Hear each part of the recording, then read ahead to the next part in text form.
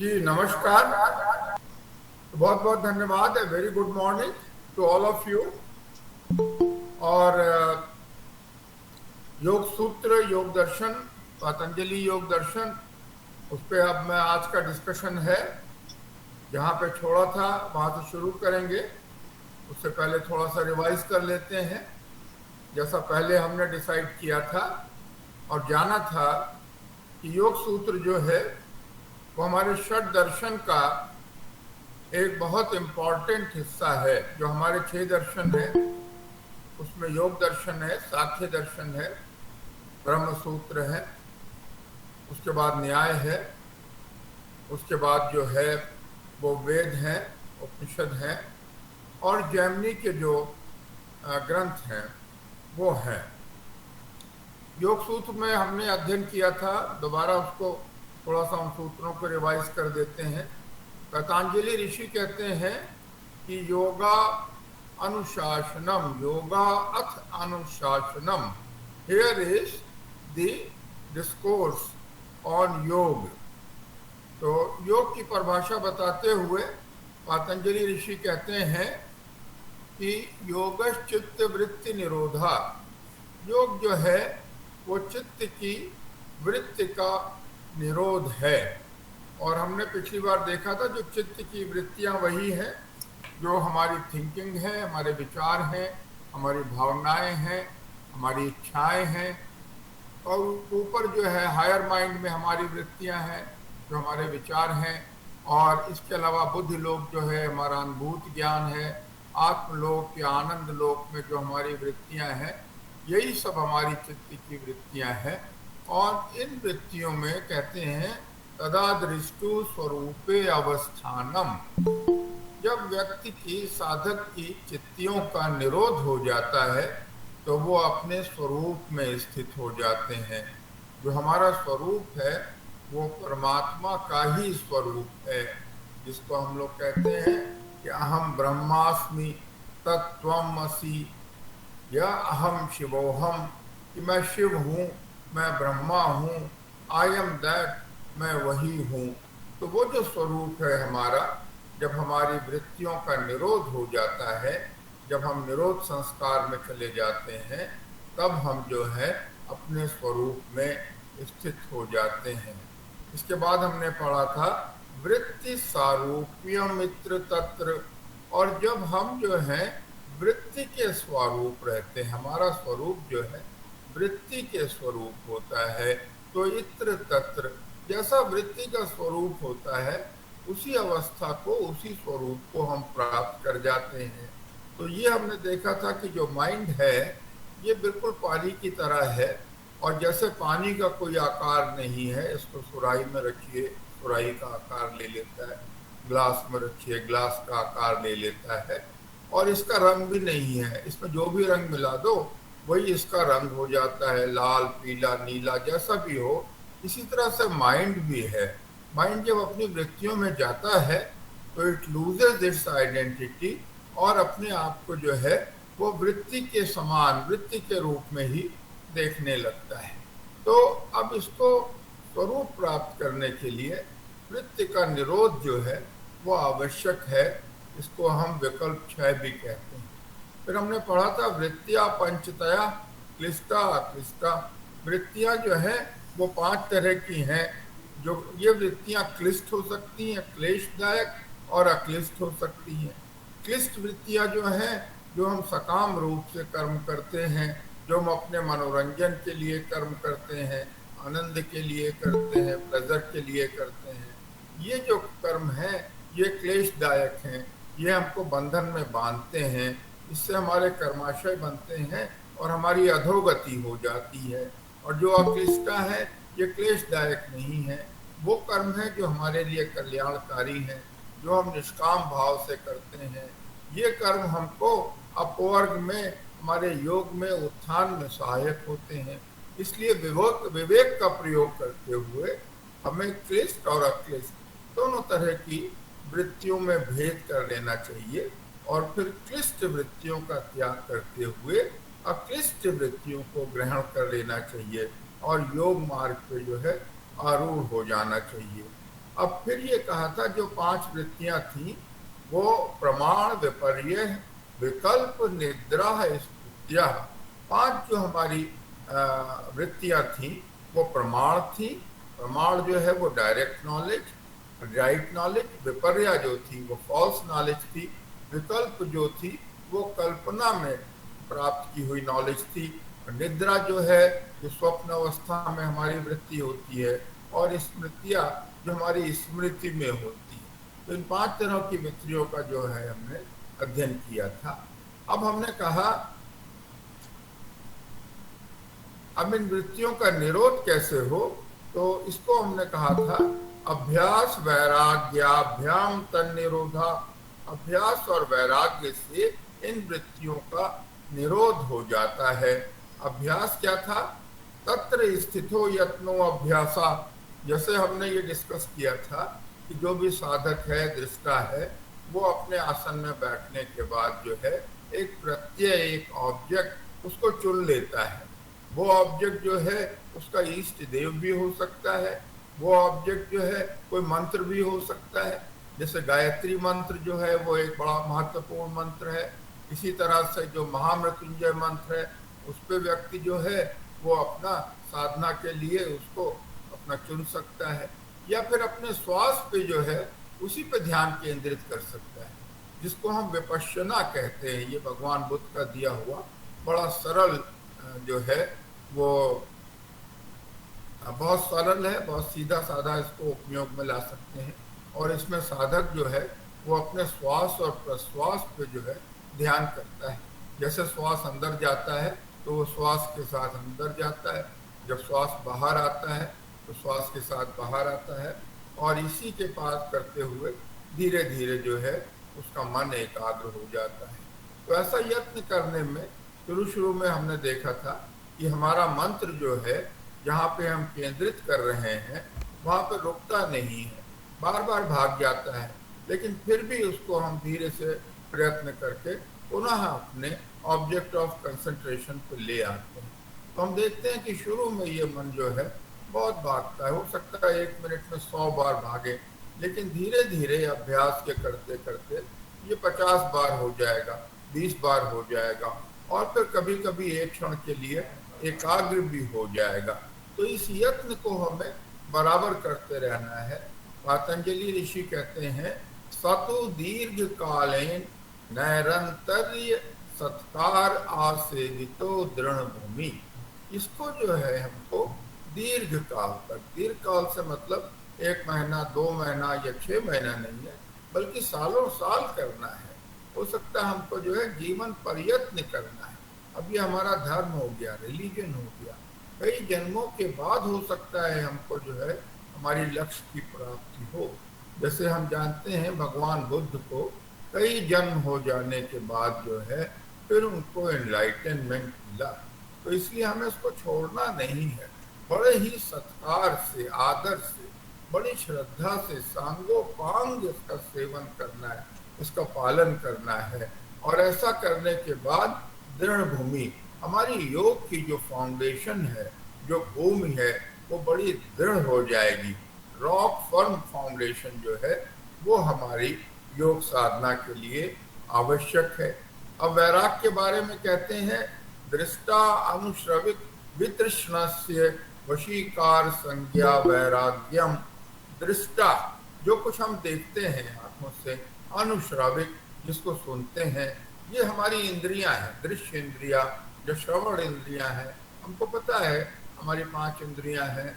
दृश्य इंद्रिय है, स्वर्ण इंद्रिय है, घ्राण इंद्रिय है, त्वग इंद्रिय है, रस इंद्रिय है। इन सब इंद्रियों से जो भी हम अनुभव करते हैं, जो इनके विषय हैं, इन विषयों में हमारा मन बहुत लगता है, और हमारा मन इंद्रियों के साथ जो है इन्हीं विषयों में जा करके जो है बस जाता है, और यही हमारे जो है वो योग से पतन के कारण है। तो इन इंद्रियों के विषयों में हमारी वितृष्णा, इसमें हमारी जो तृष्णा है वो समाप्त हो जाए। अब इसमें हमारा जो है इंद्रियों का निग्रह हो जाए इंद्रियों के विषयों से, और वशीकार संज्ञा, और ये इंद्रियां जो हमारे वश में आ जाएं, इसको वशीकरण भी कहते हैं। वैराग्यम, यही वैराग्य है। तो वैराग्य क्या था कि इंद्रियों को उनके विषयों से खींच लें। जैसे भगवान श्री कृष्ण गीता में कहते हैं कि जिस प्रकार से कछुआ जो है वो अपने अंगों को समेट लेता है, वैसे ही साधक जो है अपनी इंद्रियों को उनके विषयों से समेट ले, खींच ले, और उसको आत्मदर्शन के लिए अंदर की तरफ मोड़ करके अपने लक्ष्य का प्राप्त करने की जो है चेष्टा करे। तो यही वैराग्य है। यह वशीकार संज्ञा, मन को वश में करके, इंद्रियों को वश में करके ने के बाद वैराग्य की प्राप्ति हो जाती है। अभी इन्होंने ये कहा था कि तत्परम पुरुष ख्याते गुण वै तृष्णम, और उसके बाद जो है पुरुष ख्याते, जब हमें पुरुष का भान होने लगता है, जब हमको ये भान हो जाता है कि ये सारी सृष्टि जो है इसका संचालन जो है वो कोई कर रहा है, इसलिए उसका पालन पोषण, ये सारा उसको उत्पन्न करना, ये सारा जो है वो पुरुष है, परम पुरुष है। और जब हमें उसमें श्रद्धा हो जाती है तो हमारे अपने ही आप जो है इस विश्व से और इंद्रियों के जो विषय हैं उनमें वितृष्णा हो जाती है। इसको हम परम वैराग्य भी कहते हैं। तो इसके बाद कहा था कि वितर्क विचार आनंद अस्मिता अनुगामात संप्रज्ञाता। फिर यहाँ हमने देखा था कि दो तरह की मोटी मोटी समाधियां हमको पतंजलि ऋषि ने बताई थी। एक तो ये था कि वो समाधि जो संप्रज्ञात समाधि कहते हैं। संप्रज्ञात समाधि जो है वो प्रज्ञा का क्षेत्र है। प्रज्ञा जो है वो हमारा हायर माइंड है, और ये माइंड जो है ये इंटेलेक्चुअल माइंड है। इस माइंड जो है ये रैशनल माइंड है, लॉजिक का माइंड है, और इसमें जो है हम वितर्क द्वारा, बाय आवर स्पेकुलेशन, लॉजिक के द्वारा जो है, रीजनिंग के द्वारा हम चीज़ों को एनालाइज करते हैं। जो माइंड है, डेरिवेटिव नॉलेज जो है, इससे हम किसी के बारे में जानना चाहते हैं तो हम उसको एनालाइज करते हैं, उसको क्वांटिफाई करते हैं, उसको मेज़र करते हैं, उसको वे करते हैं, फिर क्लासिफाई करते हैं, और फिर उसको हम जो है एक संज्ञा दे देते हैं, एक मैप बना लेते हैं उसका। और ये मैप जो है that is according to our thinking, it is a product of our mind, but it is not the real. ये जो उसका है वो स्वरूप नहीं है उस व्यक्ति का, ये हमारा अपना बनाया हुआ मैप है। और इसी के साथ, वितर्क के साथ साथ, जब उस पर हम कंटेम्पलेट करते हैं तो हम विचारों में चले जाते हैं। ये विचार समाधि है, संप्रज्ञा विचार समाधि। और थॉट्स में ही जो है हम उस ज्ञान को प्राप्त करने की चेष्टा करते हैं। और इसके बाद जब ये ज्ञान हमको थोड़ा, जब इसमें अनुभूत ज्ञान होने लगता है तो इसमें हमें आनंद की प्राप्ति होने लगती है। This is a glimpse of intuition. ये जो बड़ा फ्लैशेस में आता है, बड़ा शॉर्ट लिव्ड होता है, तो ये इसका जो है तीसरा स्टेप है। फिर उसके बाद अस्मिता रहती है। यहाँ हमको अस्मिता है। अस्मिता क्या है कि जो साधक है वो अपनी आईनेस जो है वो रिटेन करता है। वो देखता है कि ये हमारा एक्सपेरिमेंट है, मैं अलग हूँ, एक्सपेरिमेंट अलग है, और मैं एक्सपेरिमेंट जो हूँ उसका दृष्टा हूँ। उसमें अस्मिता नहीं आती है, अनस्मिता नहीं आती है, आईनेस नहीं जाती है। और अनुगामा, तो इन 5 जो है स्टेप्स के साथ साथ जो हम समाधि कर रहे हैं वो संप्रज्ञात समाधि। इसके बाद क्या होता है, कहते हैं विराम प्रत्यय अभ्यास पूर्व संस्कार शेषो अन्य। और जब ये जो हम चेष्टा कर रहे थे, यत्न कर रहे थे, जो हम डेराइव कर रहे थे नॉलेज को, जब हम धीरे धीरे ये हमारी चेष्टा जो है, ये एफर्ट जो है, ये साइलेंट हो जाती है। जो अभ्यास पूर्व जो पहले हम अभ्यास कर रहे थे वो साइलेंट हो जाता है। संस्कार शेषो अन्य, तो जो वो ऑब्जेक्ट है उसके बारे में हमारे वितर्क लुप्त हो जाते हैं, विचार लुप्त हो जाते हैं, आनंद लुप्त हो जाता है, और जो अस्मिता थी वो अनस्मिता हो जाती है। Knowledge of self is also lost, and then our consciousness slips into higher real, जिसको हम इंट्यूटिव माइंड कहते हैं या बुद्धि लोग कहते हैं, और जो पुरानी हमने जो ये चेष्टा किया है, जो संप्रज्ञात समाधि के संस्कार ही रह जाते हैं, तो ऐसी अवस्था में हमारा consciousness of the observer, consciousness of the object और प्रोसेस ऑफ ऑब्जर्वेशन, ये तीनों आपस में मिल जाते हैं और इसको हम असंप्रज्ञात समाधि कह देते हैं। अब हम चलते हैं आगे। तो इसमें इस समाधि को प्राप्त करने के लिए जो कुछ आवश्यक गुण जो थे उनको हमने स्टडी किया था, और उसमें श्रद्धा सबसे बड़ी इम्पोर्टेंट है। फर्म फेथ, पूरी श्रद्धा होनी चाहिए हमको अपनी योग में।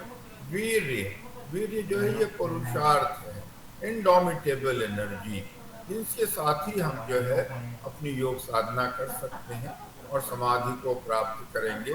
उसके बाद स्मृति है, उसको मेधा भी कहते हैं। मेमोरी पावर हमारी बड़ी स्ट्रांग होनी चाहिए। जो कुछ भी हम पढ़ते हैं, अध्ययन करते हैं, उसका हमें जो है पूरा याद हो जाना चाहिए। और उसके बाद समाधि जो है, समाधि जो हमने अभी स्टडी किया, समभाव, मन का समभाव, योग साधना की समाधि, प्रज्ञा पूर्वक और प्रज्ञा के साथ जो है, इसको हमें जब हम समाधि की अभ्यास करते हैं, यानी श्रद्धा, पुरुषार्थ, स्मृति, समाधि और प्रज्ञा, इनके साथ जो है हम समाधि को प्राप्त कर सकते हैं। तो ये समाधि प्राप्त करने में बहुत सहायक है।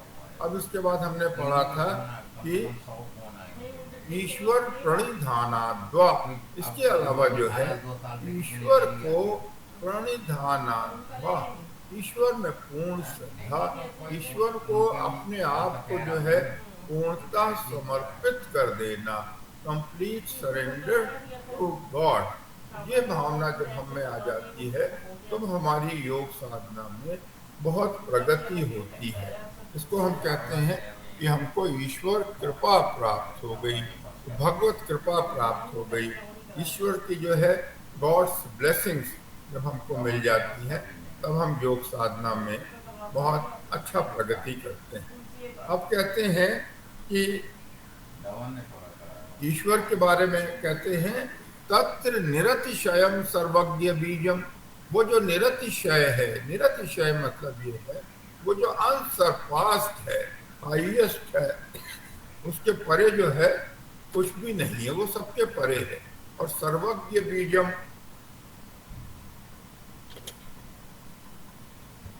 और सभी प्राणियों का, वनस्पतियों का, सारे संसार का वो बीज है। सारे प्राणी, सारे भूत सब उसी में जन्म लेते हैं, उसी में वो उनका पालन पोषण होता है और उसी में लुप्त हो जाते हैं। तो वो ऑमनीसेंट है और ऑमनी प्रेजेंट है, and he is the producer of all beings in this world.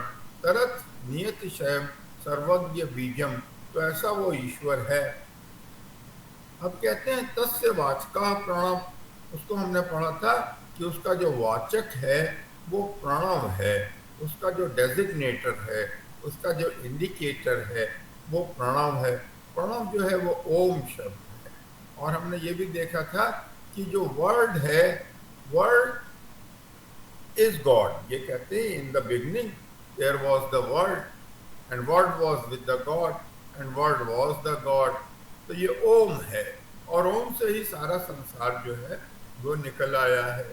ओम का जो आ शब्द है उसके उच्चारण से जो है हमारा जो है स्थूल जगत है उसकी उत्पत्ति होती है।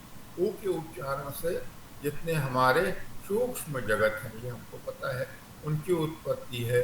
और माँ के उच्चारण, माँ जो है ये मोस्ट सटल वाइब्रेशन है, ये बहुत ही सटल जो स्पंदन है, और ये स्वयं ईश्वर की माँ से ही जो है वो परमात्मा का द्योतक है।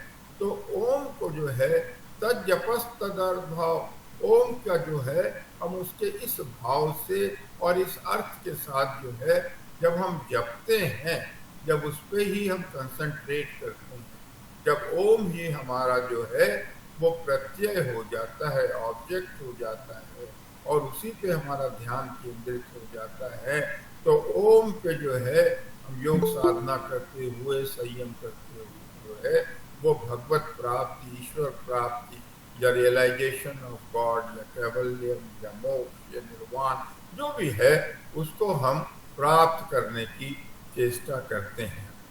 अब उसके बाद हमने ये पढ़ा था कि अब उसके बाद हमने साधना पद में जो है हम आ गए थे और हमने देखा था कि हमारे साधना पद जो है वो अष्टांग योग है। और अष्टांग योग जो है वो इस तरह से था, यम नियम आसन प्राणायाम प्रत्याहार धारणा ध्यान और समाधि। तो इसको हमने जो है ये कहा था कि जो यम है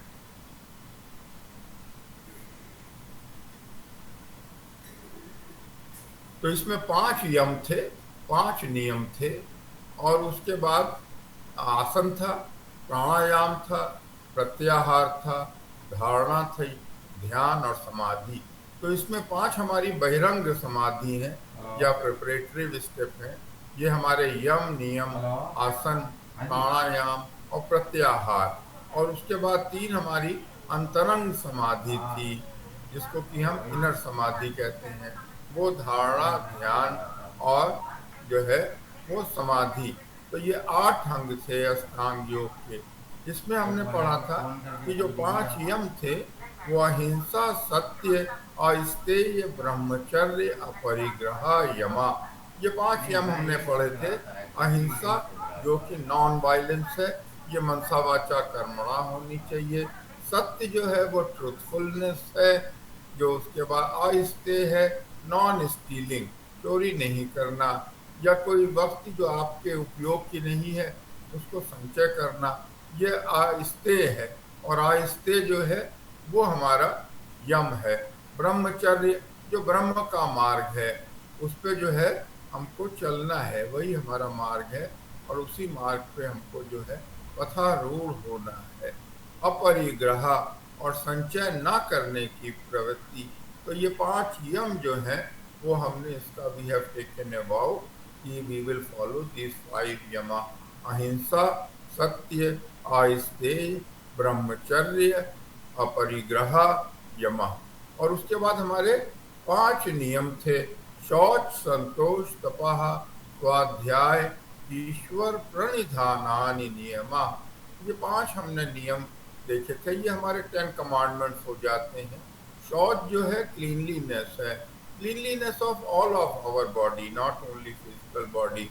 हमने ये देखा था कि हमारे विचार भी शुद्ध हों, हमारी भावनाएं शुद्ध हों, कामनाएं हमारी शुद्ध हों, लालसाएं शुद्ध हों, वासनाएं जो हैं वो हमें नहीं होनी चाहिए या पवित्र वासनाएं होनी चाहिए।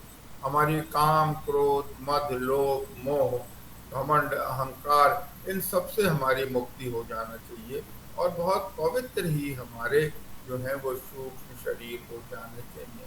संतोष जो था वो कंटेंटमेंट था और ज्यादा पाने की चाह नहीं होनी चाहिए। जो कुछ प्राप्त है वही पर्याप्त है। इसी भावना से जो है हमें ईश्वर का बराबर धन्यवाद करना चाहिए और उसमें पूर्ण श्रद्धा के साथ हमको जो है योग साधना करना चाहिए।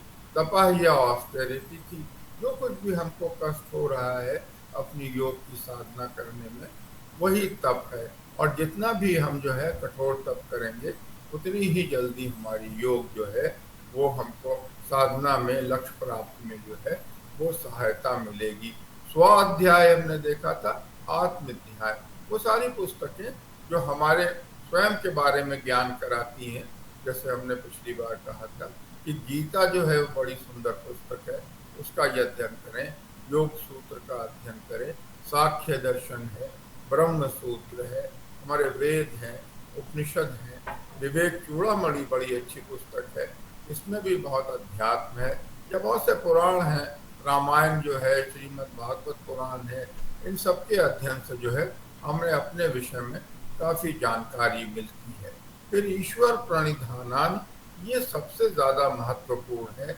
ईश्वर में पूर्ण जो है श्रद्धा, ईश्वर को पूर्णतः हमें समर्पित कर देना और इस समर्पण भाव से उसमें पूर्ण विश्वास के साथ जो है हमें अपनी योग साधना में लीन हो जाना चाहिए। तो ये 5 नियम थे: शौच, संतोष, तपः, स्वाध्याय, ईश्वर प्रणिधानानि नियमः। और इन 5 नियम के बाद जो है फिर हम आगे चलते हैं। फिर हमने कहा कि जब हम इन पे मेडिटेट कर रहे हैं तो कभी कभी हमारे में विपरीत विचार होने लगते हैं। जैसे अगर हम अहिंसा पे मेडिटेट कर रहे हैं तो हिंसा के भाव आने लगते हैं।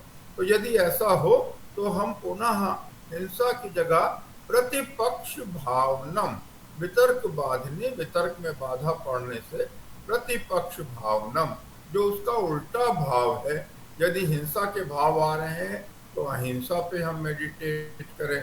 यदि हमारे पर ग्रीडीनेस आ रही है, लालसा बढ़ रही है, तो आहिस्ते पे जो है वो हम मेडिटेट करें। तो इस तरह से जो है ये मेडिटेशन करके हम पुनः अपने जो है वो लक्ष्य प्राप्ति में जो है वो आरूढ़ हो जाते हैं। अब उसके बाद जो है इन्होंने कहा कि अब एक जो था हमारा वो प्राणायाम था।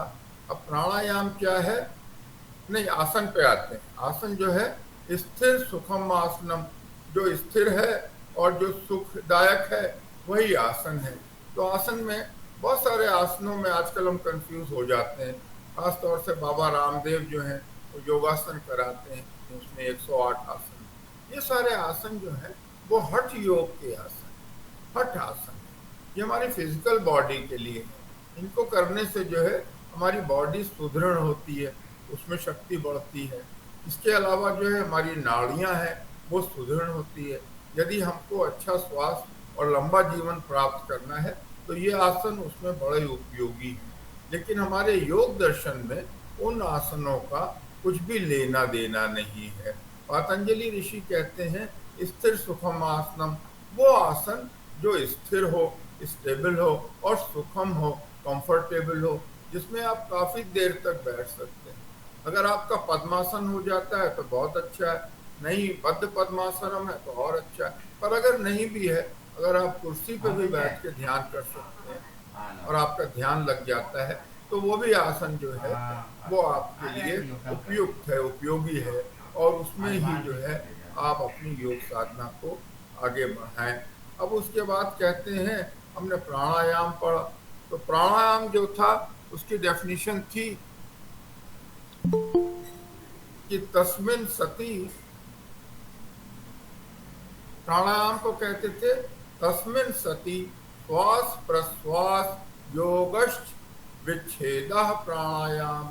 तस्मिन, जब आप आसन में सती आरूढ़ हो गए, श्वास और प्रश्वास जो आपकी जो है इन ब्रीदिंग और आउट ब्रीदिंग है, इसको योग द्वारा विच्छेद कर देते हैं। जब आप सस्पेंड कर देते हैं रेचक और कुंभक की प्रैक्टिस से, या सिर्फ ऑब्जर्वेशन ऑफ योर ब्रीदिंग, इसको प्राण अपान शक्ति कहते हैं, प्राण अपान शक्ति, सिर्फ अपनी आप ब्रीदिंग को ऑब्जर्व करते जाते हैं, उसी से जो है आपका जो श्वास है बड़ा सूक्ष्म हो जाता है, उसका तनुकरण हो जाता है।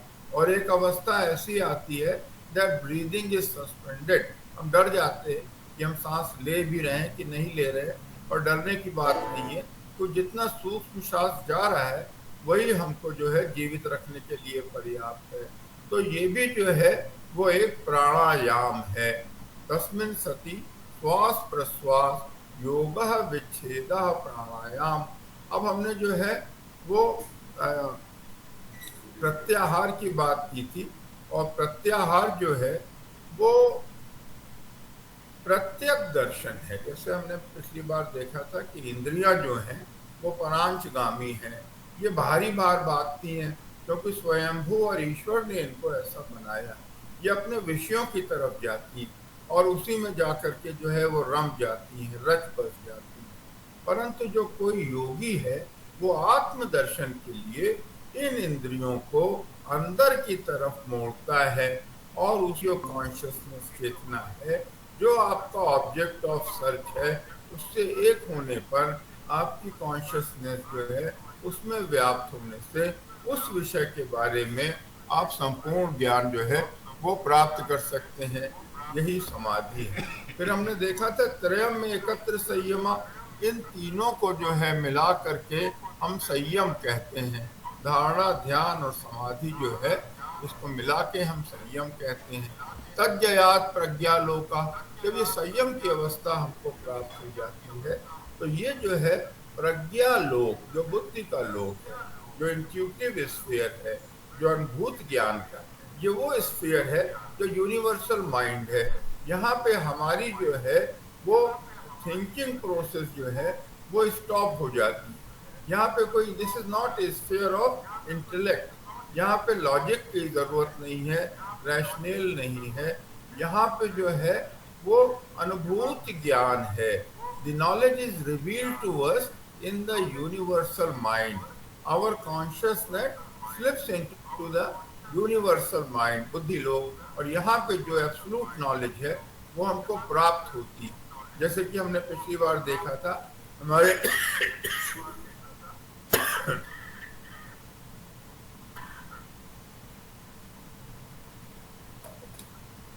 जितने प्रॉफिट्स थे जिनकी हम बात करते हैं, जैसे बुद्धा जी हैं, बुद्ध साहब को जो है काफी समय की तपस्या के बाद एनलाइटनमेंट मिला।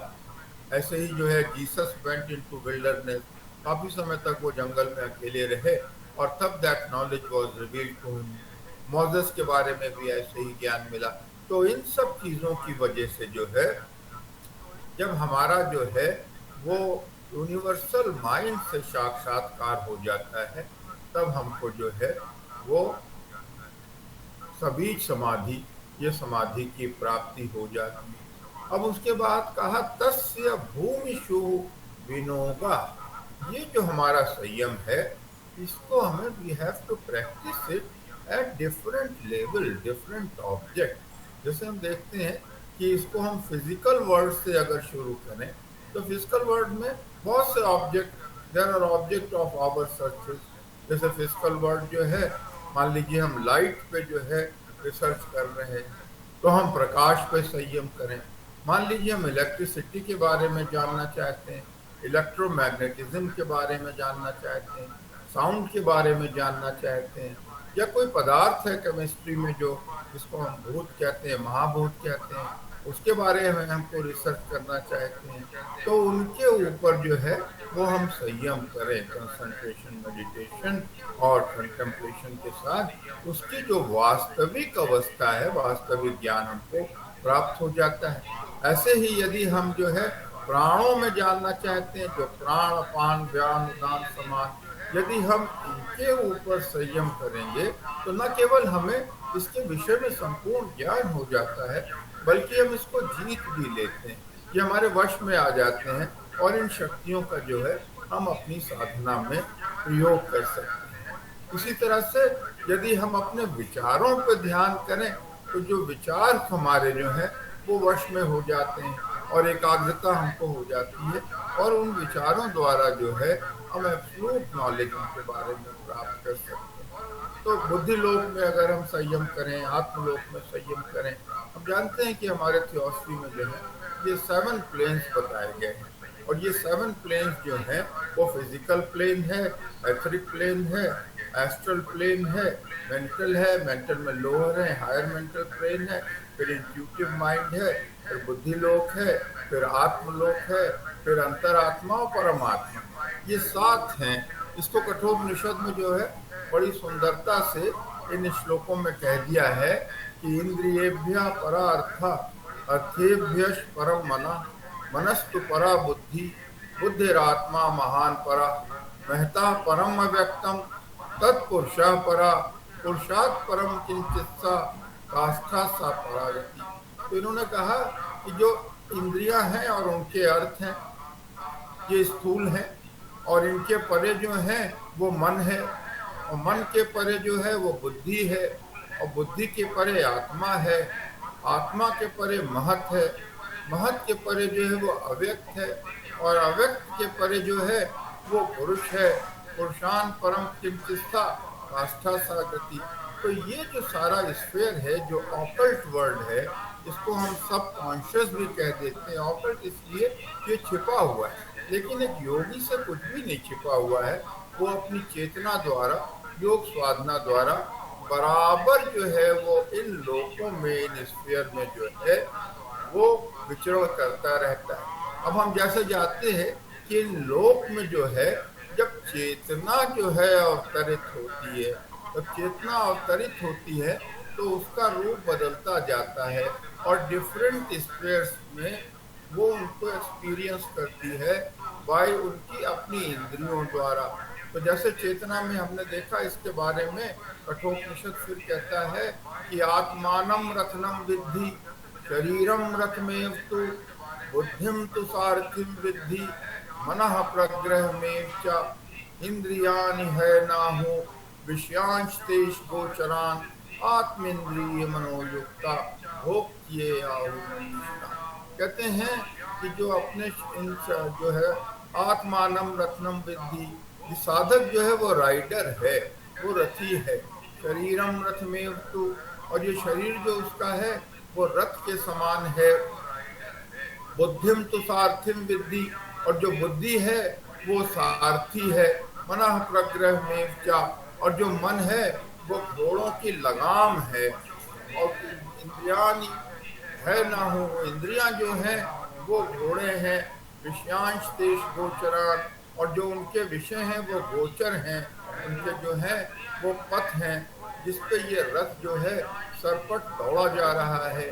आत्म इंद्रिय मनोयुक्ता, आत्मा जो है वो इंद्रिय और मन से युक्त होकर भोक्त्ये आहु मनीषिणा, इस संसार को भोग रहा है।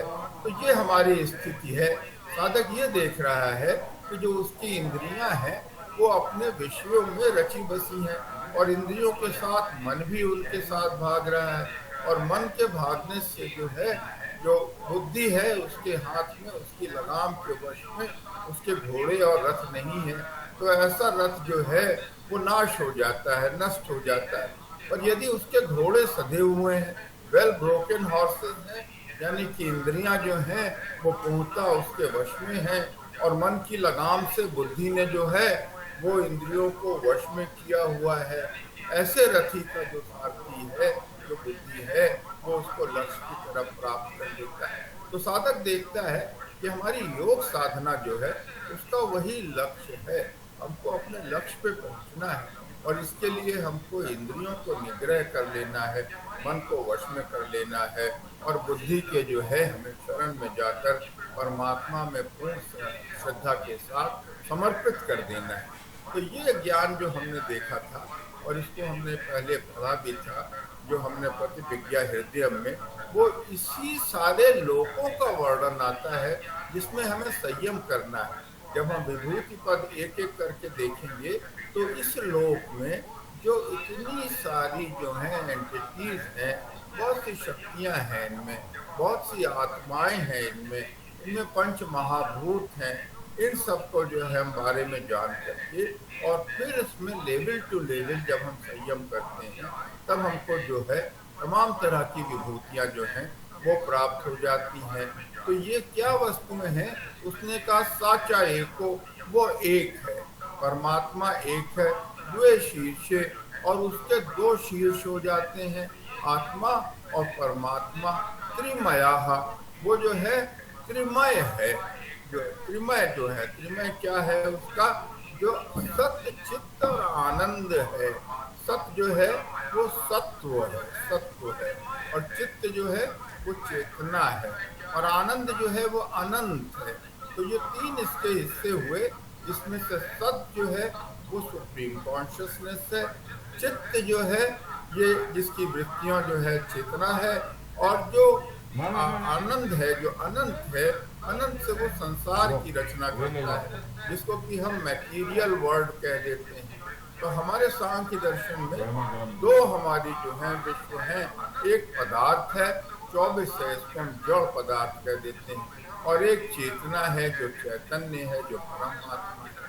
तो इन्हीं जड़ को जो प्रकृति कहलाती है, इसके बारे में ये पुनः कहता है चतुरात्मा। ये आत्मा भी जो है ये जड़ है, चित्त जो है ये जड़ है, ये पदार्थ है, और ये जो है मैटर के जितने भी धर्म होते हैं उन धर्मों का ये पालन करती है। जैसे लाइट के बारे में कहते थे कि लाइट वेव है, लाइट मैटर नहीं, पर आइंस्टाइन ने कहा कि लाइट इज ऑल्सो मैटर। तो कैसे पता चले कि लाइट मैटर है कि नहीं है? तो एक समय में ये निश्चित किया गया, जब टोटल सोलर एक्लिप्स हो रहा है तो एक तारा जो है सेंटाउर स्टार, वो सूर्य के पीछे चमकता है, लेकिन सूर्य के प्रकाश की वजह से वो हमको नहीं दिखता है। तो उस जो टोटल सोलर एक्लिप्स हुआ, तब ये देखा गया कि वो तारा जो उससे रेज ऑफ लाइट निकली, तो they felt gravity, they were being pulled by the sun. सूर्य सन जो है उनको खींच रहा था। तो जहां पे निश्चित था कि उस स्टार की ये पोजीशन है, उससे वो आगे बढ़ के दिखा। उसका कारण ये था कि वो जो लाइट उस से आ रही थी वो बेंड हो गई। तो कहा कि जो लाइट है वो मैटर है, इसको कहते हैं क्वांटाज हैं, they are quantum of the light. तो इसी तरह से ये चित्त है, ये भी पदार्थ है, मैटर है, जड़ है। बहुत सारी चीजें हम देखेंगे। जो इंद्रियां हैं वो भी पदार्थ है। जो हमारी 5 कर्म इंद्रियां हैं, 5 ज्ञान इंद्रियां है, पंच प्राण हैं हमारे, पंच महाभूत हैं, पंच तन्मात्राएं हैं, बुद्धि है, मनस है, हमारी आत्मा है, अंतरात्मा है, मूल प्रकृति है। ये सब के सब जो जड़ है, ये पदार्थ है। तो इसी को जो है प्रतिविद्या हृदय कहता है कि साचा एको द्वे शीर्षे त्रिमया। त्रिमया जो सच्चित आनंद है, चतुरात्मा। और 4 जो हैं ये आत्माएं हैं। सबसे पहले जीव आत्मा है, फिर चैतन्य आत्मा है, फिर शब्द आत्मा है और प्राण आत्मा है। ये 5 आत्माएं, ये जो 5 एनर्जी जो हैं वो उसमें से फ्लो कर रही हैं, उस परमात्मा में से, जो हमारा जो है वो परम शिव है, परम शिव है।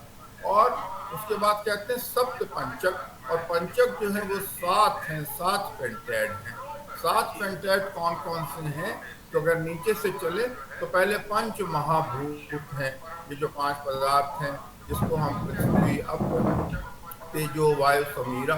पृथ्वी जो है कहते हैं तेज कहते हैं, अग्नि जिसको कहते हैं, वायु कहते हैं, आकाश कहते हैं, जल कहते हैं। तो ये जो 5 महाभूत हैं ये एक पंचक बनाते हैं। इसके ऊपर इसको ग्रहण करने वाली इंद्रियां हैं। इंद्रियां जो है वो 5 कर्म इंद्रियां हैं और 5 ज्ञान इंद्रियां हैं। और इसके ऊपर जो है वो 5 प्राण है, प्राण, अपान, व्यान, उदान, समान। इसलिए मैं इसका वर्णन कर रहा हूँ कि इन्हीं पे जो है हम संयम करके इनके बारे में ज्ञान प्राप्त करते हैं और संयम से इनको वश में करते हैं। तो 5 प्राण जो है ये हमारा चौथा पंचक बन गया। अब 5वां पंचक जो है वो हमारी जो आत्मा, मनस, बुद्धि, अंतरात्मा और पुरुष, पुरुष जो लोअर लेवल पे है।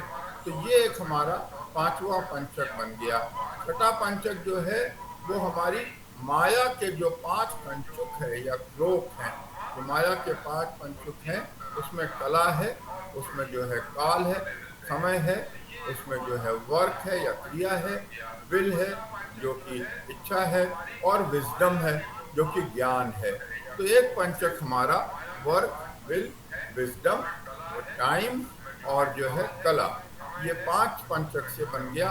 और छठा पंचक जो है वो हमारा हमने पहले ही देखा था, एक परम शिव है, परम शिव से शिव और शक्ति है, और उसके बाद जो है वो सदा शिव है, और उसके बाद जो है वो आदि शिव है। तो ये 5 हो गए, परम शिव, शिव, शक्ति, सदा शिव और आदि शिव। तो ये 5 जो हैं ये सत्य के हुए। तो सप्त पंचक है। अब इसमें जो हम आत्मा की बात कर रहे हैं, तो आत्मा से हमने देखा कि 4 आत्माएं हैं। एक जो है वो जीव आत्मा है।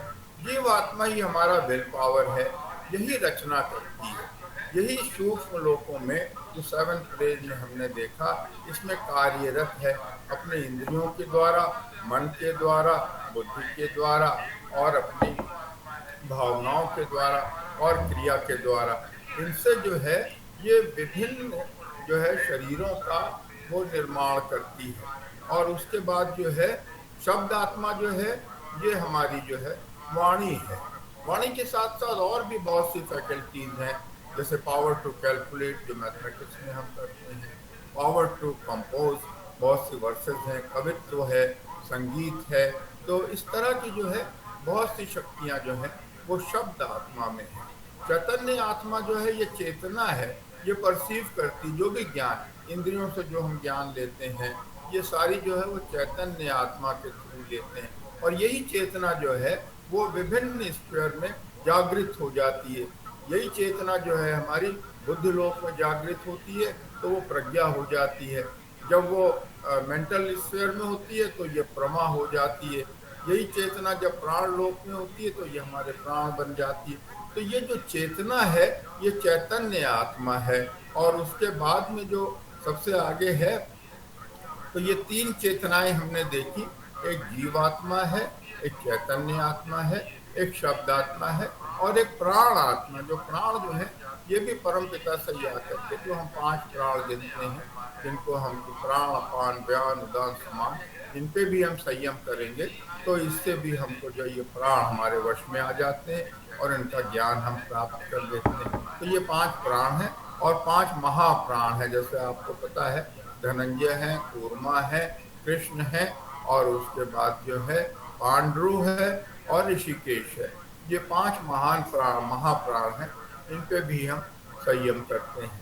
तो ये सारी जो है हमारे संयम के विषय में हम देखेंगे कि हमारे संयम जो है वो प्राण पे भी करते हैं, इंद्रियों पे जो 5 हमारी ज्ञान इंद्रियां हैं, 5 हमारी जो कर्म इंद्रियां हैं, 5 हमारी जो तन्मात्राएं हैं जो इंद्रियों का है, और इसके बाद जो है हम महाभूत जो कि पदार्थ है, मैटर है, उस पर भी हम जो है संयम करके उसको वश में करते हैं।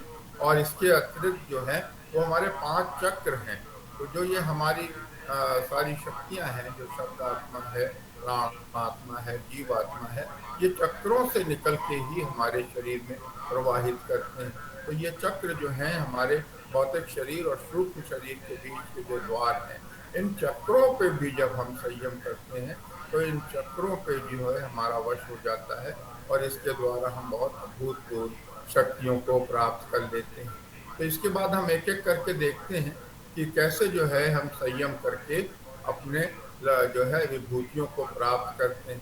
तो ये कहता है, पहले इसने कहा कि त्रयम एकत्र संयमा, जो संयम है वो धारणा ध्यान समाधि जो है इसको मिला के कलेक्टिवली हम कह देते हैं तज्जयात प्रज्ञालोका, उससे हम प्रज्ञालोक को जीत लेते हैं। तस भूमिषु विनियोगा, और इसको हम डिफरेंट प्लेन पे जो है बारी बारी से हम संयम करते हैं। त्रयम अतरंग पूर्वेभ्य, और ये कहते हैं कि ये भी जो 3 हैं जिसको कि हम धारणा ध्यान समाधि कहते हैं, जो पहले कह आई तो बहिरंग समाधि है, उसकी अंतरंग समाधि है।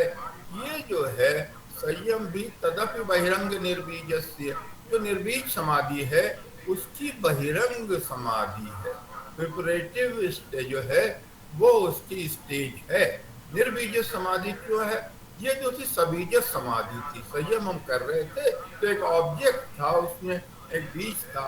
जब that object also slips away, जब वो भी खो जाता है, and our consciousness dawns into pure consciousness, इस लोक में जाकर के जो हमारी चेतना है वो प्रज्वलित हो जाती है। अब इसमें कोई बीज नहीं है, निर्बीज समाधि, ये बड़ी हायर स्टेट ऑफ कॉन्शियसनेस है। और ये निर्बीज समाधि जो है यही हमको कैवल्य की तरफ ले जाती है। अब आगे हम कहते हैं कि जो निर्बीज समाधि है, अब देखिए कैसे एक के एक बाद हम इसको जो है वो प्रैक्टिस करते हैं। अब सबसे पहले इन्होंने कहा कि संस्कार साक्षात करणात् पूर्व जाति ज्ञानम, यदि हम संस्कारों का साक्षात करें, उस पर संयम करें तो हमें पूर्व जाति ज्ञान हो जाता है। अब ये संस्कार जो है, जैसे कोई भी व्यक्ति है, कोई बालक है और हम उसके संस्कारों को देखते हैं कि ये बालक तो बड़ा प्रतिभावान है, इसकी बड़ी मेधा जो है वो बड़ी शक्तिशाली मेधा है, इसमें जो है वो अध्ययन की जो है अपार क्षमता है और ये बड़ा तेजस्वी है। तो यदि उसके रूप में हम संयम करते हैं तो हमको पता लगता है कि पूर्व जन्म में जो है इस व्यक्ति का क्या चरित्र रहा है, इस व्यक्ति के क्या क्या क्या क्रियाकलाप रहे, और संयम करेंगे तो हम उसका जो पूर्व जन्म है उसके पूरे दर्शन हो जाएंगे। तो अब देखिए संस्कार कैसे बनते हैं, इसको हम एक एक करके देखते हैं। और ये कहता है कि क्रमान्यत्वम परिणाम यस्ते हेतु। कहते हैं जो क्रम है उसी से परिणाम होता है। जो क्रम है, क्रम से ही परिणाम होता है। यदि कोई चीज क्रम से की जाए तो उसका एक परिणाम होगा। जैसे मान लीजिए कि हम सूत ये से जो है, कपास से जो है वो चादर बुनना चाहते हैं, तो हम क्या करेंगे, पहले हम उसको चरखे पे काट के सूत बनाते हैं। फिर उस सूत को जो है हथकरघे पे उसको ताने और गाने बिनते हैं, और उसके अंदर फिर जो बरनी होती है उसको हम जो है बार बार इसमें बीच में से निकाल करके और उन तंतु या धागों को जो है वो सेट करके अपनी चादर बना लेते हैं। और चादर का प्रयोजन जो है वो हमारी शरीर की रक्षा करने के लिए, शरीर को ढकने के लिए। पर यदि इसी सूत कपास को हम बट करके एक दिए की बाती जला लें और उसको जब हम प्रकाश करेंगे तो वो हमको प्रकाश देगा। अब इसका प्रयोजन बदल गया। इसी तरह से यदि हम धागों को जो है वो बट करके लस्सी बना लें तो वो कुएं से जल निकालने के काम में आ सकती है, या पेड़ों पे आरोहण के काम आ सकती है। तो यहाँ पे इसका परिणाम जो है बदल गया। ऐसे ही हमारे जो है, जो शरीर है और जो हमारे गुण हैं, जैसा कि हमने देखा था, उसको हम उस क्रम में करें। जैसे कि हमने देखा था कि जो हमारे थॉट्स थे, थॉट से पहले भावना है। जैसे हमारी भावना होती है वैसे हमारे विचार आने लगते हैं। जैसे हमारे विचार होते हैं वैसे ही हमारा जो है वो कर्म होने लगते हैं। और जो कर्म हम बार बार करते हैं वही हमारा चरित्र बन जाता है। और जैसा हमारा चरित्र होता है वैसे ही हमारे संस्कार बन जाते हैं। मान लीजिए हम गलत कार्य करते रहे और गलत कार्य करते करते जो है हमारे बड़े स्ट्रॉन्ग जो है वो रॉन्ग हैबिट्स बन गई, रॉन्ग कैरेक्टर बन गया। अब वो रस्सी जो है कि एक एक बल जो हम उसको देते गए, अब वो इतनी मजबूत हो गई कि अब ये टूटती नहीं। अब हम कहते हैं कि अब तो हम ऐसी अवस्था में आ गए तो हमारा उद्धार नहीं हो। लेकिन ऐसा नहीं है, वो एकदम से तो रस्सी नहीं टूटेगी। और यदि हम एक एक करके उसका बल निकालते चले जाएं तो बल निकालने के बाद फिर सूख रह जाता है, उसको हम जो है अपनी शक्ति से तोड़ देते हैं। तो ऐसे ही हम मेडिटेशन या ध्यान करके धीरे धीरे हम अपने विचारों को शुद्ध कर लेते हैं। जब विचार हमारे शुद्ध हो जाते हैं तो उनसे हमारे कर्म शुद्ध हो जाते हैं, उससे हमारी जो है वो हैबिट्स जो हैं वो अच्छी हो जाती हैं, चरित्र अच्छा हो जाता है और संस्कार अच्छे हो जाते हैं। तो यदि हम इस क्रम से चलें तो उससे हम अच्छे संस्कार बनाते हैं। और यही संस्कार जो हैं ये हमको योनि प्रदान करते हैं। दे डिसाइड्स आवर डेस्टिनी, कि हमको किस डेस्टिनी में जाना चाहिए। तो ये जो कर्म के संस्कार हैं इनके साथ ही साथ जो है वो स्मृति के संस्कार भी चलते रहते हैं। तो जब भी हम आते हैं और जब हमारे वो कर्म उदय होने वाले होते हैं तो वैसे ही स्मृति के माध्यम से हमारी वासनाएं जो हैं वो भी उदित होने लगती हैं। यदि हमारे कर्म अच्छे हैं तो हमें अच्छी वासनाएं उत्पन्न होती हैं और नए जीवन में जो है we catch the broken link और अपनी हम योग साधना को जो है वो पुनः उस पर आरूढ़ हो जाते हैं।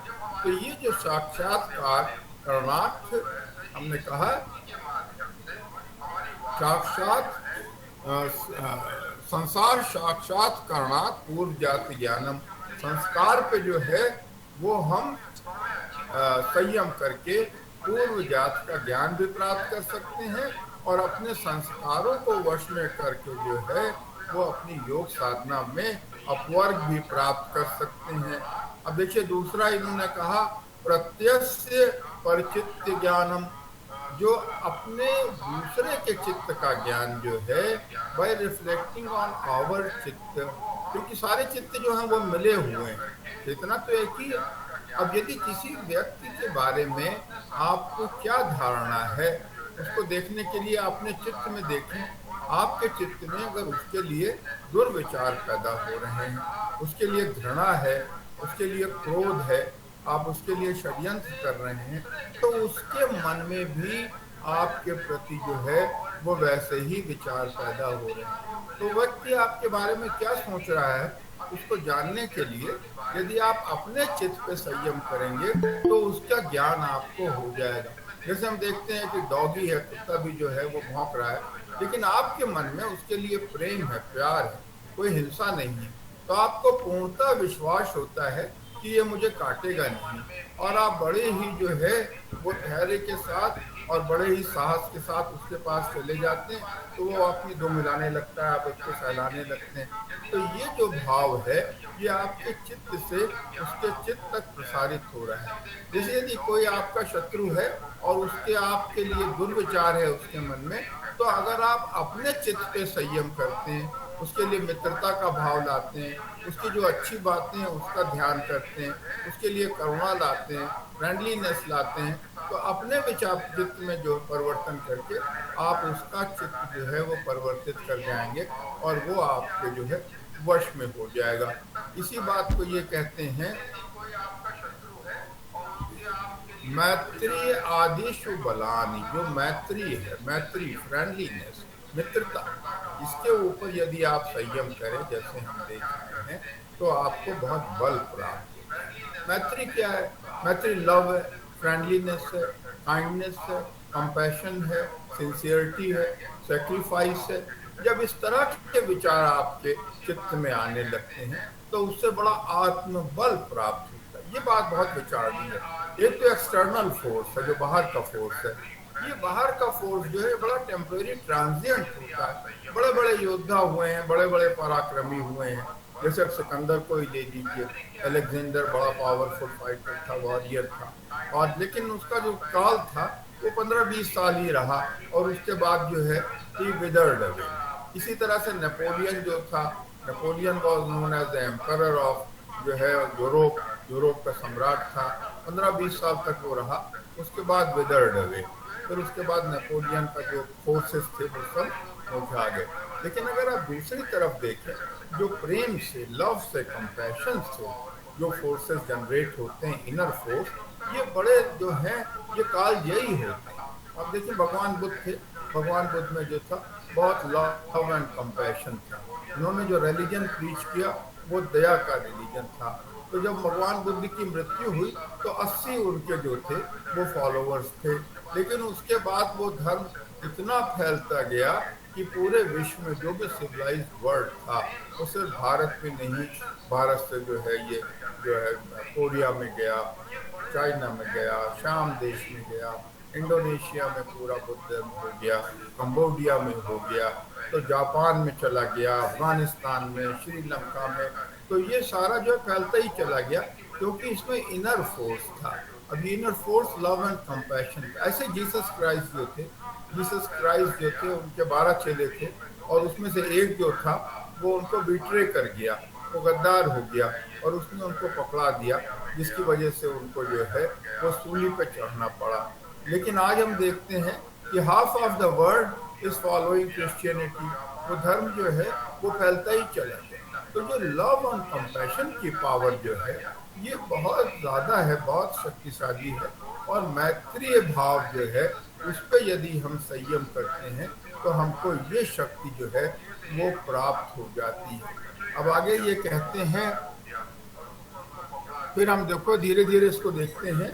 तो हमने ये देखा था कि जो महाभूत है इसमें भुवनम ज्ञानम सूर्य संयमा। अगर हम सूर्य पे संयम करें तो हमको भुवन का ज्ञान हो जाता है, पूरे सोलर सिस्टम का ज्ञान हो जाता है। तो सूर्य पे हम संयम करते हैं तो हम देखते हैं सूर्य क्या क्या गति है, कितने ग्रह जो हैं वो कौन कौन सी कक्षा में जो है इसका चक्कर लगा रहे हैं, सूर्य की अपनी पोजीशन जो है वो गैलेक्सी में क्या है, आकाश गंगा में क्या है, कौन से जो है वो सूर्य के चारों तरफ ये चक्कर लगा रहा है। तो इस तरह से हमको जो है ये भौतिक भौतिक जो है पिंड है उनकी बात कर रहे हैं। और इसी तरह से जो है वो हमारे 14 भुवन हैं, 7 ऊपर के लोक हैं, 7 नीचे के लोक हैं। जब हम इनको संयम करते हैं तो उन लोकों में भी जो है वो हमारी प्रभुता हो जाती है और उनका भी ज्ञान हमको प्राप्त हो जाता है।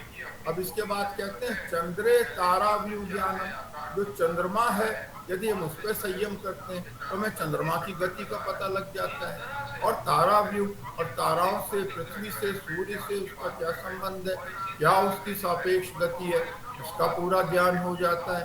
तो जैसे हमने देखा हमारे पंचांग में ऋषि मुनि जो है वो पंचांग देख के गणना कर लेते हैं। उनके पास कोई लेबोरेटरी नहीं है, उनके पास टेलीस्कोप नहीं है, लेकिन फिर भी वो बता देंगे कि जो चंद्र ग्रहण है वो इस तारीख को इतने बजे से इतने बजे तक इस स्थान पर देखा जाएगा, या सूर्य ग्रहण जो है ये उसका काल है, ये उसका स्थान है, और ये जो उसका जो है वो सूर्य ग्रहण, पूरा सूर्य ग्रहण है, ज्यादा आंशिक सूर्य ग्रहण है, इसके बारे में वो हम सबको बता देते हैं। तो ये सारा ज्ञान जो है वो संयम द्वारा ही प्राप्त हुआ है। यही हमारे ऋषियों की लेबोरेटरी थी। अब उसके बाद कहते हैं ध्रुवे तद्गति ज्ञानम, और यदि हम ध्रुव तारा स्थिर है और इसके चारों तरफ जो है वो सारे तारे गतिमान हैं। यदि हम ध्रुव तारे में संयम करते हैं तो जितनी ये सेलेस्टियल बॉडीज हैं, जितने तारे हैं, उनका हमको पूरा ज्ञान होता चला जाता है। ध्रुवे तत् ज्ञानम। इसी तरह से हमारे जो एस्ट्रोनॉमर्स थे उन्होंने बहुत सारी जो है वो पिंडों की रचना किया, बहुत सारे ग्रहों के बारे में बताया। वो पहले ही से जानते थे। अगर हमारे ग्रंथ पढ़े कि पृथ्वी जो है, लोग कहते थे कि पृथ्वी जो है वो महिमामयी है और सूर्य उसके चक्कर लगा रहा है, लेकिन हमारे ऋषियों ने पहले ही कहा कि सूर्य जो है वो स्थिर है और सूर्य के चारों ओर जो है वो पृथ्वी चक्कर लगा रही है। तो वो जियोसेंट्रिक से जो है वो सोलर सेंट्रिक थ्योरी हुई। ये बड़ा भारी पैराडाइम शिफ्ट था, और उसको शिफ्ट करते ही हमें सारे ग्रहों का जो था और सारे तारों का जो था उसकी गणना करना जो है वो आसान हो गया। उसके बाद कहते हैं नाभि चक्रे काय विज्ञान। अब ये चक्रों की बात आ गई। मैंने कहा ना कि इसमें 7 चक्र हैं। सबसे ऊपर सहस्त्रारा चक्र है, उसके बाद हमारा आज्ञा चक्र है, कंठ चक्र है, उसके बाद हृदय चक्र है, फिर कूर्मांग चक्र है जिसको हम स्क्रीनिक चक्र भी कहते हैं, फिर नाभि चक्र है और मूलाधार चक्र है, उसके ऊपर उपास चक्र है। ये सारे चक्रों से जो है बहुत सारी शक्तियां, आत्मा जो है वो सूक्ष्म शरीरों से होकर के हमारे भौतिक सूत्र पे आ रही हैं। और इन चक्रों पे यदि हम संयम करते हैं तो हमें बहुत ज्ञान, जैसे नाभि चक्र है तो हम सब जानते हैं कि हमारे शरीर की रचना जो है वो अम्बलाइकल कार्ड के ही चारों तरफ हुई। तो वो उसी से जो है हमारे शरीर बने, सारे सिस्टम बने, कार्डियोवैस्कुलर सिस्टम बना, नर्वस सिस्टम बना, डाइजेस्टिव सिस्टम बना, एंडोक्रिनल सिस्टम बना, एक्सक्रीटरी सिस्टम बना, उसी के चारों तरफ उनकी रचना होती चली गई। तो यदि हम नाभि चक्र पे जो है संयम करें तो इन सारे शरीर के सिस्टम का हमको ज्ञान हो जाता है। हमारे बहुत से जो भेषज्ञ हुए हैं, हमारे बहुत से वैद्य हुए हैं, जिनमें कि चरक ऋषि का नाम आता है, या हमारे उसमें जो है सुश्रुत संहिता है, यदि हम इसको पढ़ें तो इन्होंने बहुत अच्छा वर्णन किया है। वो हार्ट के एनाटमी के बारे में बताते हैं, एओर्टा की एनाटमी के बारे में बताते हैं, उससे निकलने वाली आर्टरीज के बारे में बताते हैं। चरक संहिता में एंजाइना का जो जिक्र आता है, उसमें हार्ट का जिक्र आता है, उससे किस तरह से इससे बचा जाए। तो ये सारा ज्ञान जो है इन्होंने संयम से ही प्राप्त कर लिया। सारा आयुर्वेद जो है हमारा इसी नाभि चक्र के ऊपर संयम करने से हमको प्राप्त हो गया। अब कंठ कूपे क्षुति पिपासा निवृत्ति, जो हमारा कंठ चक्र है ये ग्राह्य चक्र है, ग्रहण करता है। हमारे शरीर को जो है भोजन चाहिए बढ़ने के लिए और उसको मेंटेन करने के लिए, तो हमें भूख लगती है, प्यास लगती है, लेकिन योगी के लिए ये बाधा होती है क्योंकि योगी का काफी समय जो है वो अपने लिए भिक्षा अर्जन करने में और उसको भोजन पकाने में, खाने में निकलता है, तो योग के लिए पर्याप्त नहीं होता है। तो जब वो इसको कंठ चक्र के ऊपर संयम करता है तो उसकी जो क्षुति है, जो भूख है वो क्षीण हो जाती है, प्यास क्षीण हो जाती है, और वो काफी समय तक, कई कई दिन तक बिना भोजन और बिना पानी के रह सकता है और अपनी साधना में रत हो जाता है। कूर्मांग्या स्थैर्यम, जिसको हम स्प्लीनिक चक्र कहते हैं, इस पर संयम करें तो हमारा शरीर बड़ा स्वस्थ और स्टेबल हो जाता है और दृढ़ हो जाता है। इसके बाद मूर्ध ज्योतिषी सिद्धरम, ये जो मूर्ध है, जो ब्रह्मरंध्र है हमारे कपाल के ऊपर, और इसी से उदान प्राण जो है वो सारे प्राणों को लेकर के शरीर में प्रवेश करते हैं। यदि सहस्त्रार चक्र पे जो है हम अपनी संयम करते हैं तो उदान प्राणों के साथ ये हमारा शरीर जो है, चेतना है, वो जाके बाह्य लोक में स्थित हो जाती है। वो हमारे शरीर से ये महाविदेह की अवस्था हो जाती है और उस लोक में जो है बहुत सी चेतनाएं जो बहुत सिद्ध हैं, महापुरुष हैं, जिन्होंने निर्वाण प्राप्त कर लिया, परानिर्वाण प्राप्त कर लिया और उस लोक में वो विचरण कर रहे हैं और वहीं से हमारी जो सृष्टि है, सृष्टि का संचालन कर रहे हैं, तो उनके दर्शन हमको हो जाते हैं। अब ये कहता है प्रतिभा द्वा सर्वम, जो प्रातिभ है, प्रातिभ क्या है? ये इंट्यूटिव नॉलेज है, बुद्धि लोक है। अगर हम प्रातिभ जो है इंट्यूटिव फैकल्टी पे संयम करते हैं तो हम जो बुद्धि लोक में हमारी चेतना जागृत हो जाती है, and all knowledge is revealed to us. ये जो अनुभूत ज्ञान है ये हमारे रिसर्चेस में जो है वो बहुत सहायकारी हुआ। जैसे आइंस्टाइन से लोग पूछते हैं that how could you come to the theory of special theory of relativity and the general theory of relativity, तो आइंस्टाइन कहते थे कि आई सॉ इट, मैंने इसको देखा, मेरा ये it was revealed to me. ऐसे ही एक थे माइकल फैराडे, वो इलेक्ट्रिसिटी पर रिसर्च कर रहे थे और माइकल फैराडे ने देखा कि जब किसी तार में कोई विद्युत प्रवाह होती है तो उसके पास यदि मैग्नेटिक नीडल को ले जाए तो मैग्नेटिक नीडल जो घूम जाती थी, इसके डायरेक्शन जो उत्तर दक्षिण का था उसमें परिवर्तन हो जाता था। तो माइकल फैराडे ने कहा कि यदि इलेक्ट्रिसिटी से नीडल मूव कर जाती है तो नीडल के पास अगर मैं तार लाऊंगा तो उसमें विद्युत प्रवाह करने लगेगी। बहुत समय तक ये जो है एक्सपेरिमेंट करते रहे, 12 साल बीत गए। फिर एक बार ऐसा हुआ कि जब इसी तरह के वो ध्यान में थे तो एकदम से उनको एक विचार कौंधा। ये जो फ्लैश है, जब आप इंट्यूटिव वर्ड को टच कर जाते हैं तो फ्लैश आती है, तो उन्होंने कहा अरे कहाँ पे जो था एक वायर था, उसमें इलेक्ट्रिसिटी थी और मैग्नेटिक नीडल थी और उसके साथ मूवमेंट था, तो मैं इसको इसके पास तो ला रहा हूँ, मूवमेंट तो है नहीं। ऐसा कह के जब उन्होंने मैग्नेटिक रॉड को उस कॉइल में घुमाया तो एमीटर जो था वो दिखाने लगा कि इलेक्ट्रिसिटी प्रोड्यूस हो रही है। तो इस तरह से बहुत सारी जो रिसर्चेज हैं वो हमारे इंट्यूटिव स्फीयर या जो अनुभूत ज्ञान से हो जाती है। तो प्रतिभा स्वरम, यदि हम प्रातिभ पे संयम करते हैं तो हमको संपूर्ण नॉलेज मिल जाती है। एवरीथिंग इज रिवील्ड टू अस।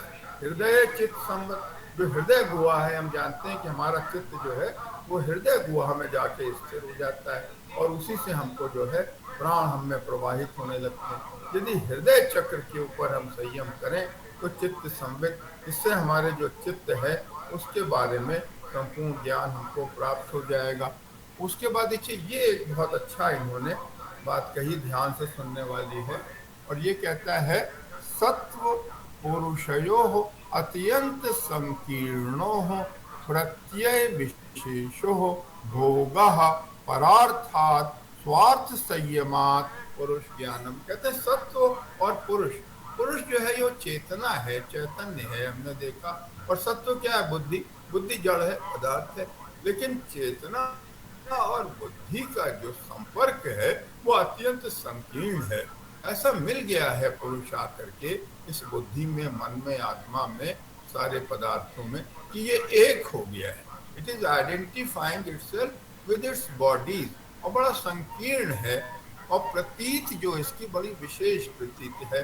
अब इसको अलग करना बहुत मुश्किल है और यही भोग का कारण है। जब दृष्टा और दृश्य का जो है उसमें जब आसक्ति हो जाती है तो अस्मिता की स्थिति आ जाती है और ये जो पुरुष है अपने आप को प्रकृति ही समझने लगता है।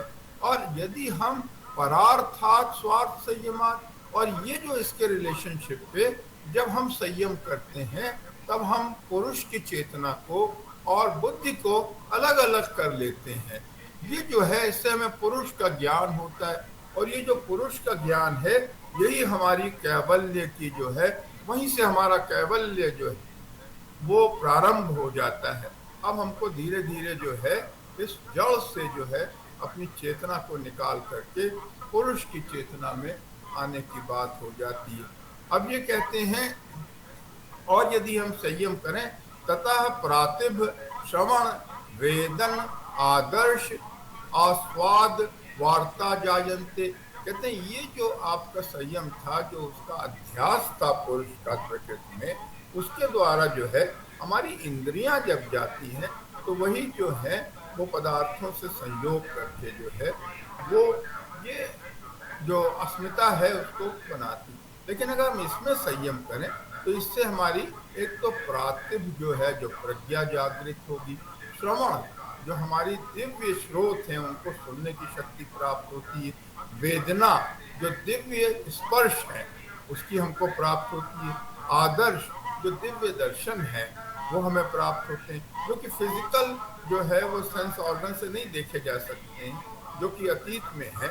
और आस्वाद जो उसमें दिव्य रस जो है उनको प्राप्त होता है, दिव्य वार्ता, और दिव्य वार्ता करने की शक्ति है। बहुत अच्छे अच्छे वक्ता होते हैं, आपने देखा सुना होगा, बहुत से ऋषि होते हैं जिनमें की बहुत स्पीच बहुत डेवलप होती है, वाणी बहुत डेवलप होती है। उनका जो काव्य आप पढ़ें तो उनके काव्य जो है वो अतुलनीय है। यदि आप बहुत से संगीतकार हैं, उन्होंने बहुत संगीत की रचना किया, जो तो ये सारी शक्तियां जो हैं वो हमको इंद्रियों पे संयम करके, इंद्रियों को जीत करके ये पराशक्तियां हमको प्राप्त हो जाती। लेकिन अब ये यहाँ कहते हैं ते समाधि उपसर्ग व्युत्थाने सिद्धिया, ये जो सिद्धियां हैं ये समाधि में उपसर्ग है, बाधा है। हमको जो है उन सिद्धियों की तरफ नहीं भागना चाहिए, हमको वो योग मार्ग से जो है ये पदस्थ कर देंगी, योग मार्ग से नीचे गिरा देंगी। और व्युत्थाने सिद्धियां, जो व्युत्थान है, जो सांसारिक क्रियाकलाप है, उन सिद्धियां जो है उसके लिए ये सिद्धि है, और हमारे योगियों के लिए इनका महत्व नहीं है, इसलिए योगी को जो है इनसे हमें बचना चाहिए। अब ये कहते हैं, अब देखिए ये आ गया उदान जया अल्प कंटक उद्विसंग उत्क्रांतिश्च।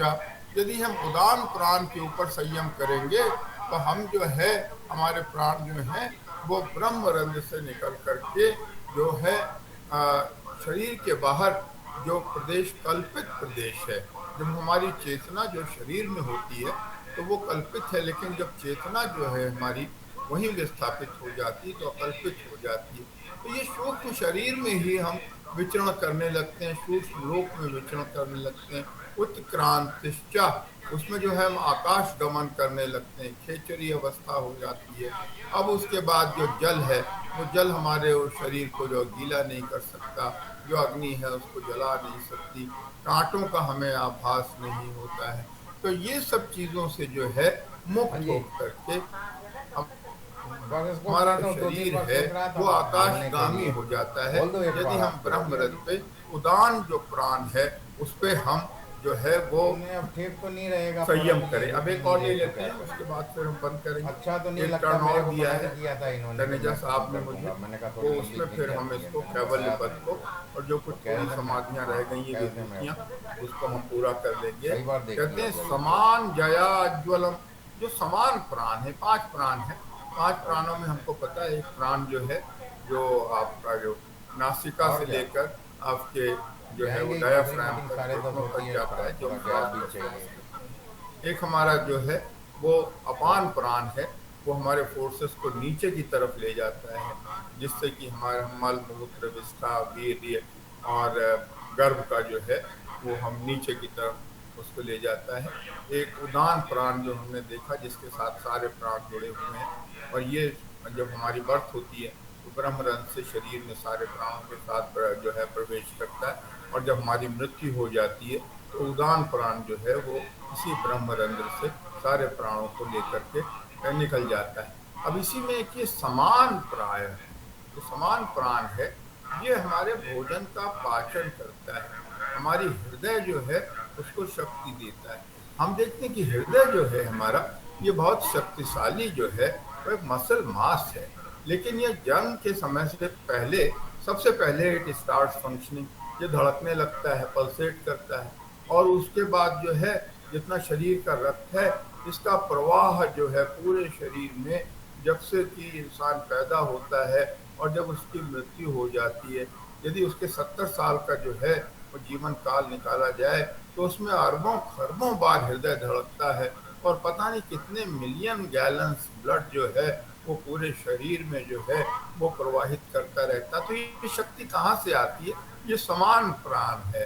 समान प्राण से ही जो है वो हृदय जो है वो संकुचित होता रहता है, हृदय जो है वो कार्य करता रहता है। और यही समान प्राण जो है इन प्राणियों में भी तो होता ही है। और अगर आप वृक्षों में देखें तो वृक्षों में साइंटिस्ट जो थे बहुत समय तक ये पता करने की कोशिश करते थे कि कैसे जमीन से जो है ये पानी चढ़ करके जो है ऊपर तक। देखा कि नारियल के पेड़ में जमीन से पानी खींचता है और नारियल के फल में जो है वो जल भर देता है।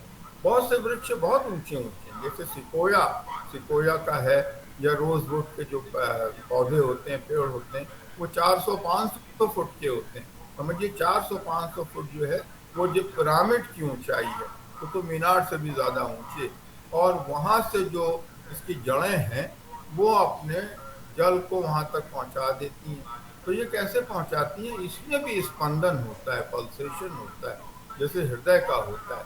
और जब इसके सेल जो बॉडीज हैं पल्सेट करती हैं तो वहां से वो पानी पंप करती हैं और उसको पूरे वृक्ष में जो है वो संवाहित कर देती हैं, पूरे वृक्ष में प्रवाहित, चोटी तक प्रवाहित कर देती है। तो ये समान प्राण है।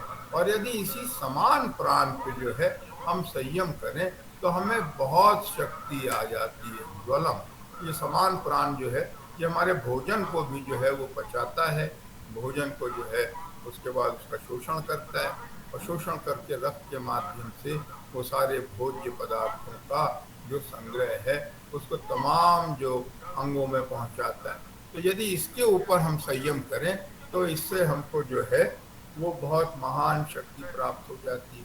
तो ये सारी विभूतियां एक एक करके देख रहे हैं, कुछ और रही है तो अगले टर्न पे हम जो है वो इनको पूरा करेंगे और इसके साथ साथ कैवल्य पद जो है उस पर भी हम ध्यान करेंगे। तो आप लोगों का बहुत बहुत धन्यवाद। Thank you very much for a patient listening. और ऐसी आशा करते हैं कि अगले वक्तव्य में इसका हम जो है ये पूर्ण कर लेंगे योग दर्शन। बहुत बहुत धन्यवाद आपका। धन्यवाद डॉक्टर साहब, बहुत बहुत धन्यवाद। बहुत ही सुंदर और सरल शब्दों में आपने अपना आज अपना वक्तव्य दिया।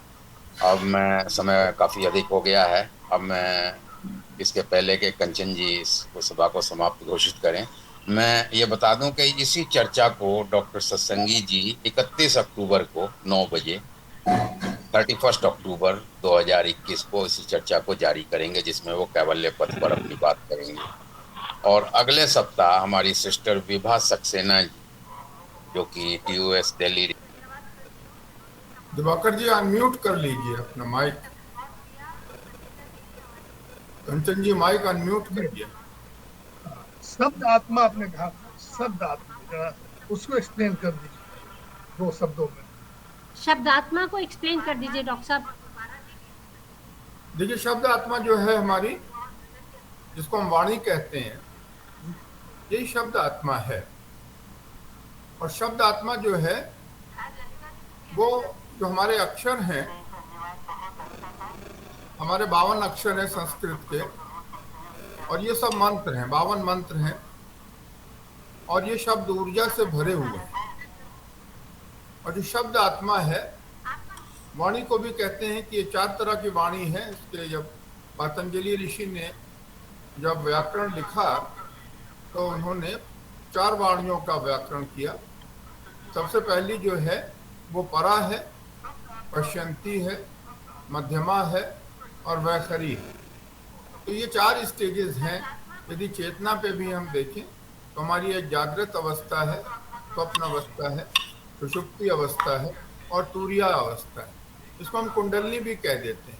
ये शक्ति जो है वो परा में संग्रहित है और परा से ही अवतरित होकर के बीज अक्षरों के माध्यम से जो है वो हमारे मूलाधार चक्र से जो है वो हमारी इंगला, ईडा, पिंगला और सुषुम्ना से होकर के मेडुला ऑब्लोंगाटा से मस्तिष्क में पहुंचती है। तो ये जो शब्द आत्मा है यही हमारी जो चेतना को जो है वो पूर्णतः बहुत रिच करती है।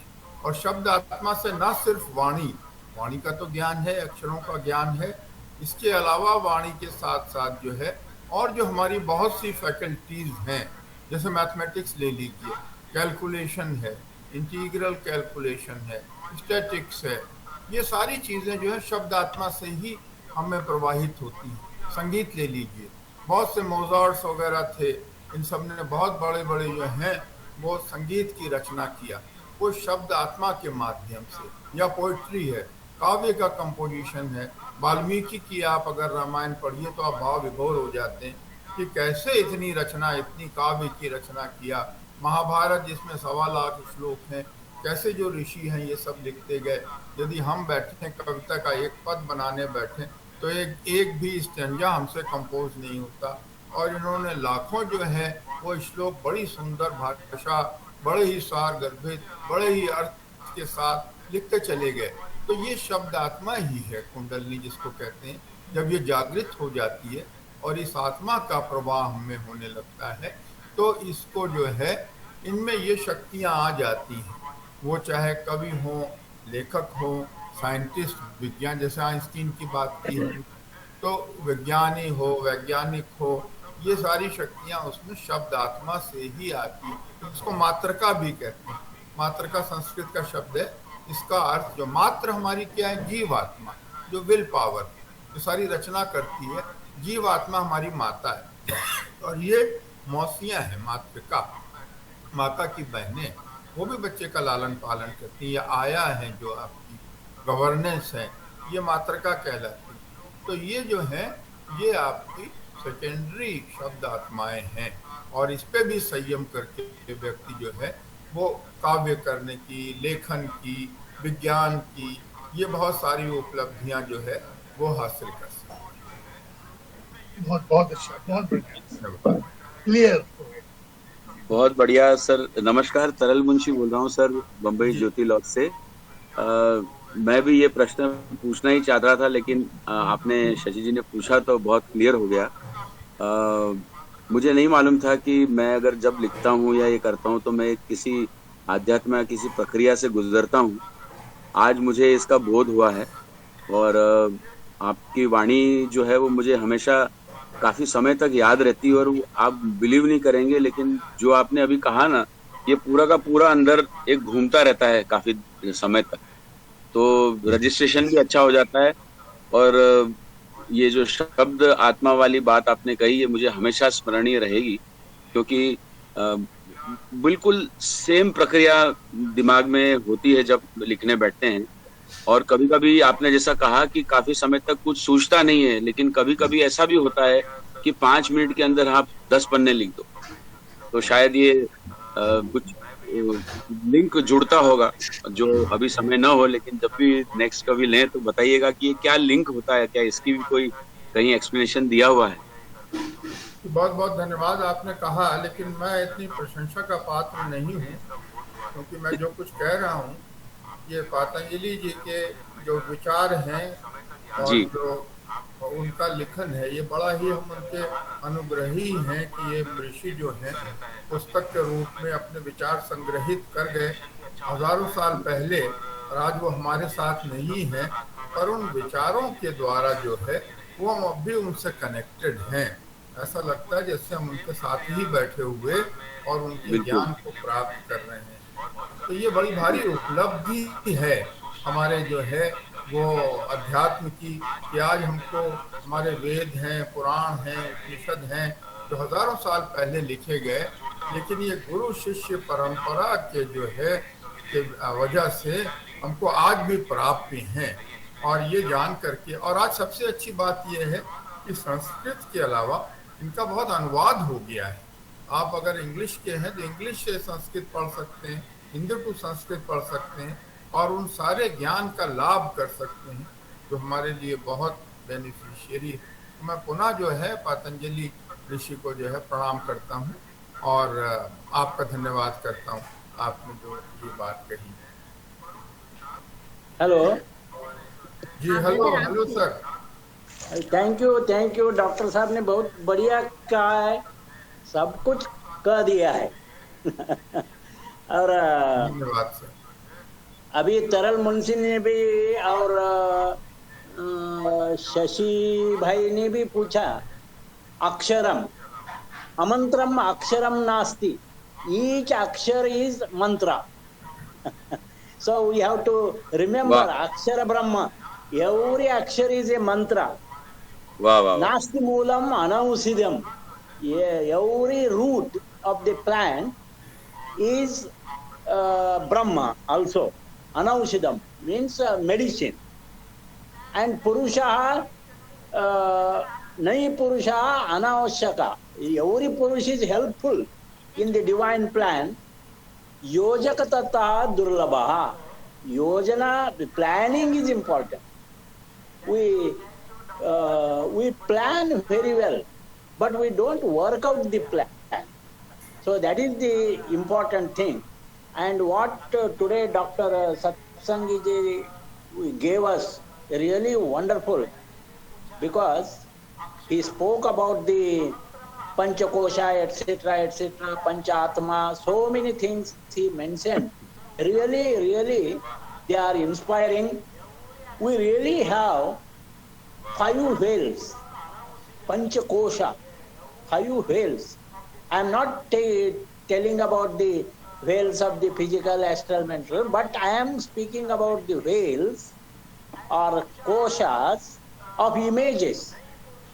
And when we speak about the unveiled spiritual perception, unless these images go away, we can't perceive that which is, we may call it a God or soul. So we have these images. Image of God is the first kosha. Image of soul is the second one. So image of God is above, and image of soul is within us. And in between there are 3 images. Ahankara is also image. Our emotions are also images. And intellect is also an image. So these images together, ego, emotion and intellect, these are in between God above and soul within. And in between intellect, emotion and ego, these koshas are there. These koshas together in Patanjali, we call it as the chitta. So this is chitta. What is chitta? Chitta is intellect, emotion and ego. And this chitta has got vrittis because of our temperament. Intellect is the sattva guna, emotion is rajoguna, and ego is tamoguna. So as Satsangi said, we must bring Sanyama of all these, harmony within all these. Then chitta vrittis, they go away. Modification of chitta vrittis, they go away. Then sola is also nirgun, and God is also nirgun. So when these chitta vrittis go away, then we attain that yoga. That is what Patanjali used to say. And in our Theosophy also we say unveiled spiritual perception. The perception is the intelligence.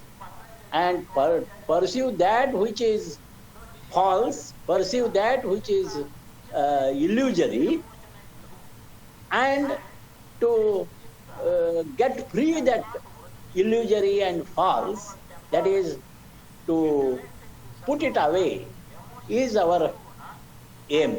And all this yoga points towards this.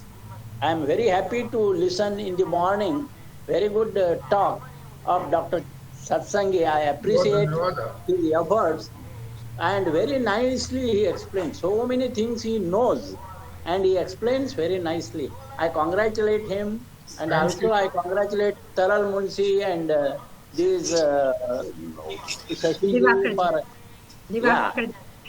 for discussion. Thank you very much. Thank you.